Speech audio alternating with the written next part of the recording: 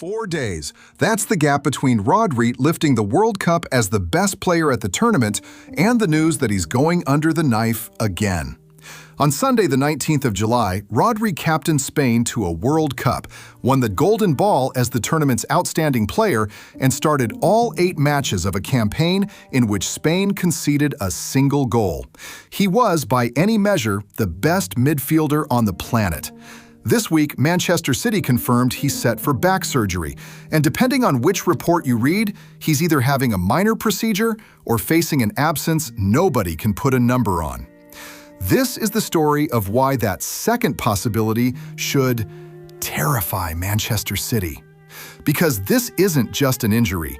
It lands on a club in the middle of the biggest transition in its modern history, and it takes away the one player the entire machine is built around.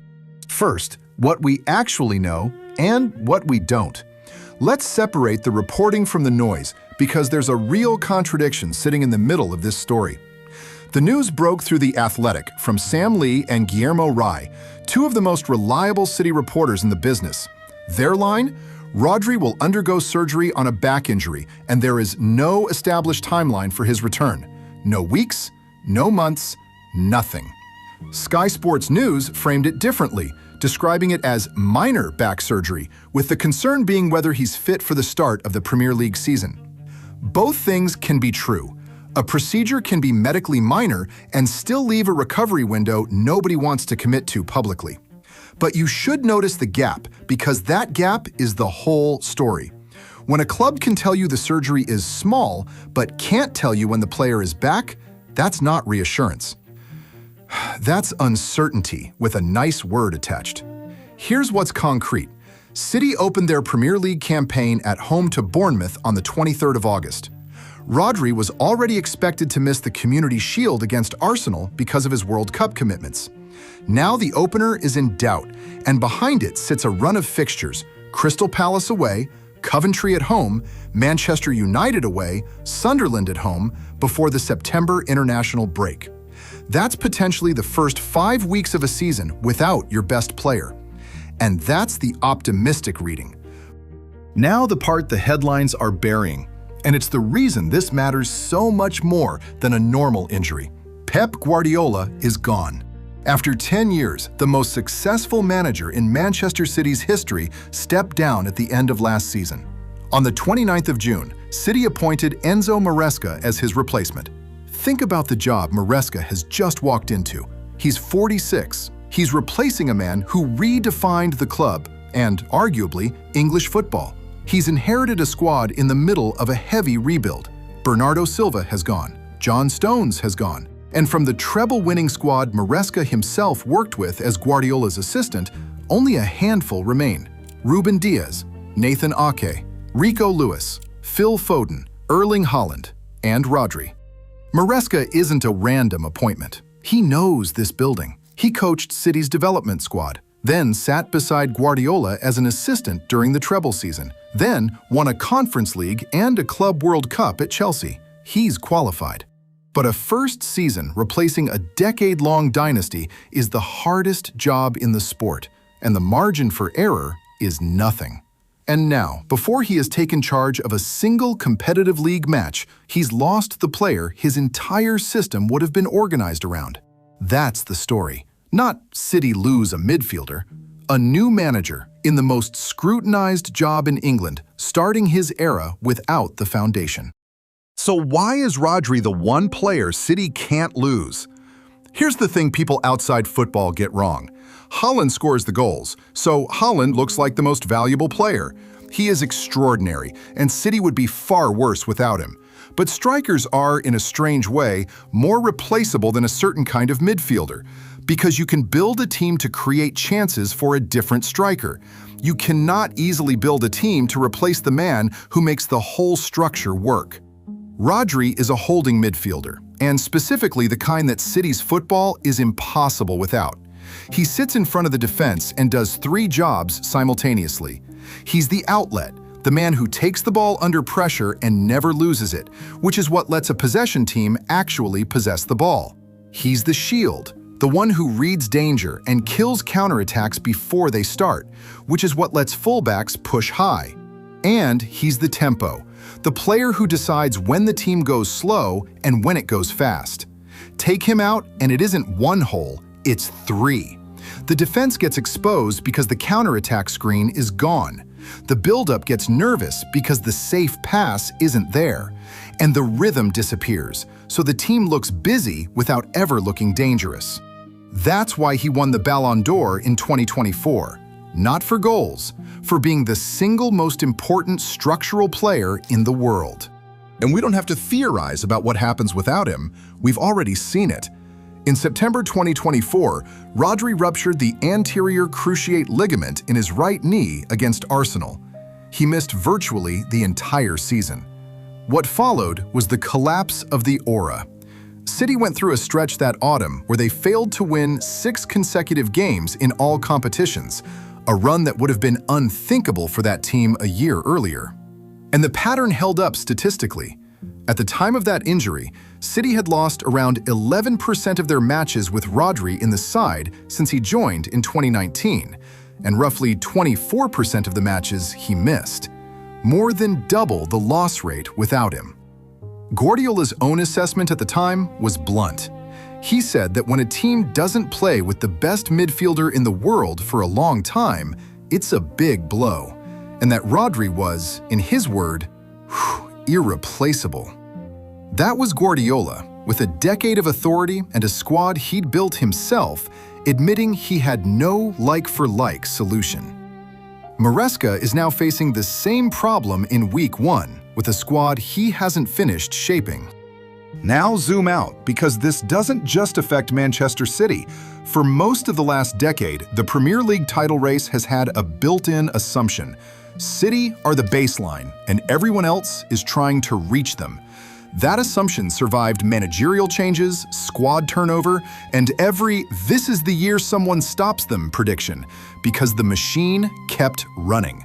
This season, 3 things have changed at once. The manager who built the machine has left. The squad is mid-rebuild, with senior players out the door. And the player the entire structure was organized around is having surgery with no return date, right as the season starts. Any one of those is survivable. All 3 landing in the same summer is how eras actually end, not with a collapse, but with a slow start that becomes a gap that becomes a season. And there's a very obvious beneficiary. Arsenal have spent years finishing second and being told they needed one more thing. They face City in the Community Shield, a game Rodri was already going to miss, and they enter this campaign as many people's favorites, against a City side that may open the season without its anchor for a month or more. Points dropped in August count exactly the same as points dropped in May. If City take 4 or 5 points from their opening 5 games instead of 13 or 14, that isn't a blip they can shrug off. That's the sort of deficit that defines a title race before most fans have accepted it's started. It happened to them in the season Rodri did his ACL, and that was under a manager who'd won 6 of the previous 7 titles. The Premier League has been waiting a long time for a genuinely open season. This might be how it finally arrives, not because anyone overtook Manchester City, but because Manchester City lost the spine of their team in the same summer they lost the man who built it. Which raises the uncomfortable question, is Rodri's body now the real story? Because this is not an isolated setback. It's the latest in a pattern. The ACL rupture in September 2024 cost him almost an entire season. He came back in May 2025, 7 minutes as a substitute, then featured at the Club World Cup, where he had to come off again. Guardiola later admitted he'd been brought back too quickly. Last season, further problems, hamstring and groin issues, limited his league starts to a fraction of a full campaign, with his minutes carefully managed all year.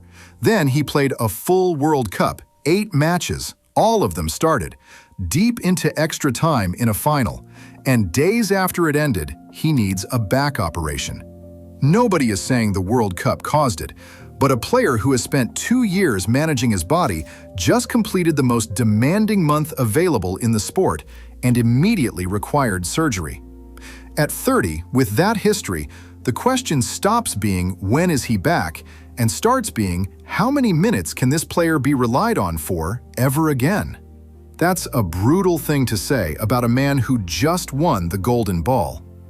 It's also the question City's recruitment department has to answer this month. Can they replace him? City clearly saw something coming because they've already spent.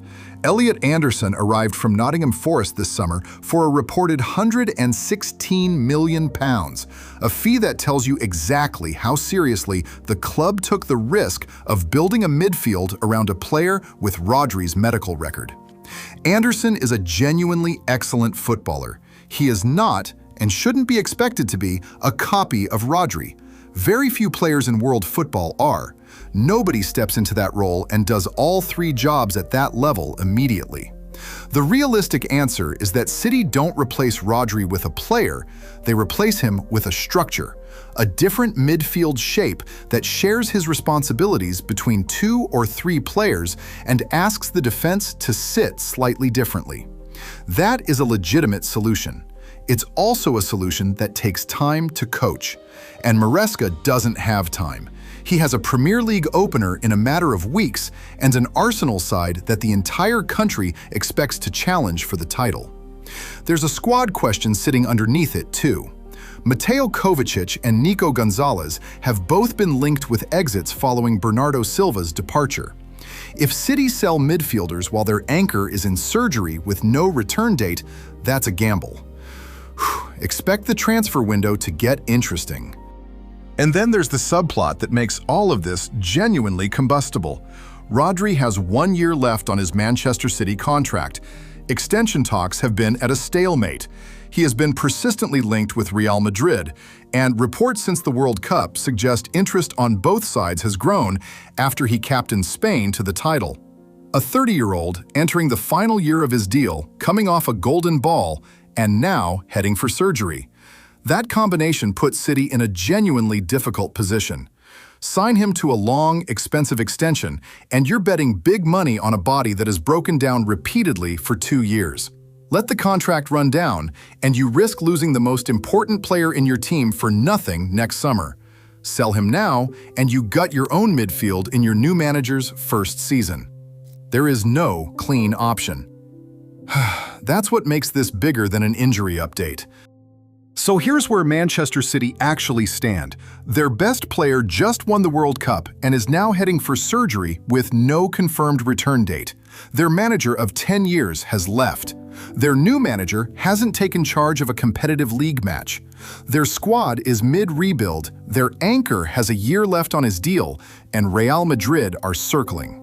None of that means the season is over. City still have Haaland, still have Foden, still have Diaz, and have just spent over £100 million on a midfielder. Clubs of this size absorb blows like this. That's what makes them clubs of this size. But the aura of inevitability that City carried for most of a decade, that came from a system, and the system had a spine, and the spine was one player who never got injured. That player has now been injured, repeatedly, for 2 years. The real question isn't whether City can survive a few weeks without Rodri. They can. It's whether Manchester City can still be Manchester City when they can no longer count on him at all. So tell me in the comments, are City still title favorites this season without Rodri, or has Arsenal's moment finally arrived? And be honest about the harder one. At 30, with this injury record, do you think we've already seen peak Rodri? This channel does the receipts, not the rumors. Subscribe.